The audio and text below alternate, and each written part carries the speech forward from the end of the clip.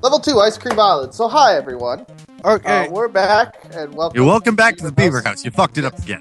Shut up. He's not good at this, not Liam. used to None of this us shit. are good at this. Okay.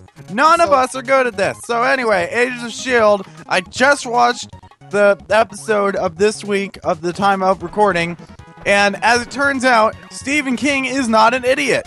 Because Fitz explained how time travel works in a way that makes the Langoliers make sense. The Langoliers, did Marvel Comics do an adaptation of Langoliers? Because I know they do a lot of Stephen King stuff. I don't know if they did, but the movie version of the Langoliers that the Nostalgia Critic did, I don't know if this is how the book portrayed it, but the Langoliers in the movie were like elephant testicles that would eat every single second of time because all previous time. But okay, it was weird because it basically portrayed all time as being a physical so basically, there's an exact recreation of every single moment of time, and time it's basically like frames in a movie. Do you remember Crisis on Infinite Earths? Yeah. That sounds like the anti-monitor. So how Fitz explained how time works is time is the representation, is the way third-dimensional beings perceive the fourth dimension in a similar way to how two-dimensional beings would perceive a stack of paper. That actually kind of makes sense. Each sheet of paper represents a second of time. And time was a line Fitz drew on the side of the paper, diagonally up the stack of the paper. Well, do you so remember, that would mean that every second of time is actually a three-dimensional frame of time, like a movie, like a three-dimensional movie, and the Langoliers are just like a paper shredder, I guess. Okay, Shredding the time that we're not using anymore. Okay, All right. Yeah, I actually really like that. So basically, Stephen King isn't an idiot. We owe him an apology for the Langoliers. He's still an idiot for everything else he's ever done. An apology for the horrible CGI in the Langoliers. Oh no, no. That wasn't his fault. The plot was his fault. Now, I don't know about all the other shit Stephen King does. I'm fairly certain that one with the haunted truck was all him. The book was him, the movie was him, all of that was him. So we don't owe him an apology for that. But the Langoliers... Isn't that the only movie that he actually condoned? No, that was the only one he made. He made it himself. He hyped it up like, all right, I'm tired of people doing Stephen King wrong. So now Stephen King is doing Stephen King wrong. Stephen King can't even do Stephen King. Well, yeah, there were TV series that he made of stuff. I think he's making one of it now, and the one Joe told me about, the one Joe mentioned of The Shining was in 1997. Kubrick's Shining was really good, but according to Stan Lee, it wasn't very accurate to the book. Yeah, Stan Lee. I was just Stan Lee. Do you mean Stephen King? Look, I don't pretend that I'm necessarily mentally competent, but at least I understand this time travel thingy. Okay, so that reminds me, about the anti-monitor. Liam, do you know about... I know he was in the Green Lantern show, right? Yeah, he was his decapitated corpse being used as a puppet was in the Green Lantern animated series. Okay, so basically, in the DCU, or the first version of the anti-monitor, and the B-52 version of the anti-monitor, basically goes around eating reality. Yeah. If that makes any sense. It does. Oh, wait, never mind. He was in the Green Lantern animated series on his own too. His head landed on a machine planet.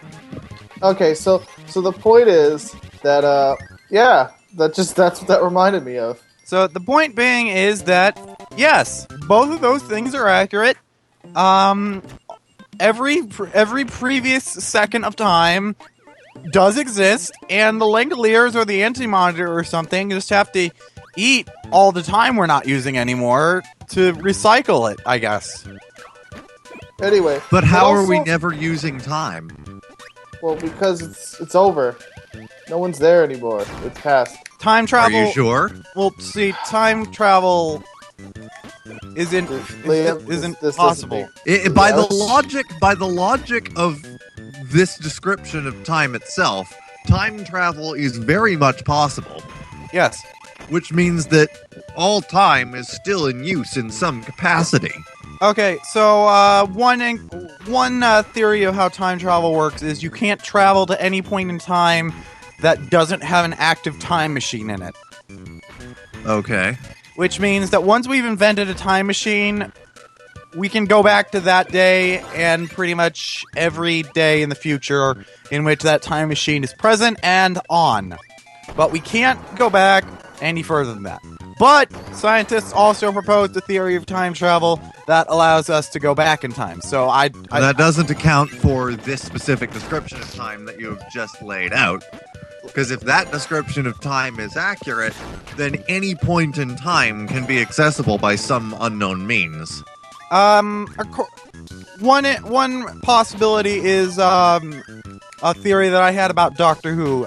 You know how the time stream is portrayed as like a raging storm in the introduction to the show? Yeah. Well, that could mean that it's like it's portraying how a computer has to procedurally generate stuff that basically it's recompiling what time was supposed to be in the past. Okay. Now, see, the thing is, time travel into the past with this description of it is actually more possible than time travel into the future, because the future is always changing, so you would have to specify a specific chain of events in order to access a specific future. It also makes the movie Source Code finally make sense, because that movie portrayed the main character as actually being able to travel back in time because he's going into a procedurally generated recreation of the past via the universe's source code. None of that makes any sense unless the universe actually does run like a computer procedurally generating time. And also, so, I don't want to get into too many details, but I was going to do something like that with my comics when I made them. Josie, your comics at this point are like Half-Life 3. We all know they're never going to happen. Oh no, Half-Life 3 is going to happen. Before your comics get made. Yes. Anyway, that reminds me, okay? Mr. Mixius Pitalik. Mixie Spitlick. No, that's Mixius Pitalik. I literally watched like 40 videos. Okay. Mixius Spitlick, got it. Yes, Mixius Pitalik. Anyway, SCX Pitalik. Please get on with the point. Okay. No. That's how he views time. Wait, fine. We won't get on with it before the episode ends then. Well, yeah, because if we do that in the next episode, we'll have more time to get to the point. Yeah, so basically that's how he Mixius Spitlick! Look, that's how he views time because he's from the 5th dimension. So how the hell does that work? He's from the 5th dimension. Look. Two-dimensional beings would view us as time. Anyway, the point is, we're going to be done after we kill Paint Roller, so I'd just like to say thank you for tuning into this episode, and about metaphysics. Our next episode will definitely be stupider. Yeah, and I hope you tune into the next episode. That was the only smart thing I had, aside from these Cheez-Its and the cheese nips. So I can explain how junk food works, businessy. Okay. So we're done here, guys. I'll explain. The next episode will be about junk food politics. Yep. See you next time. Bye, guys.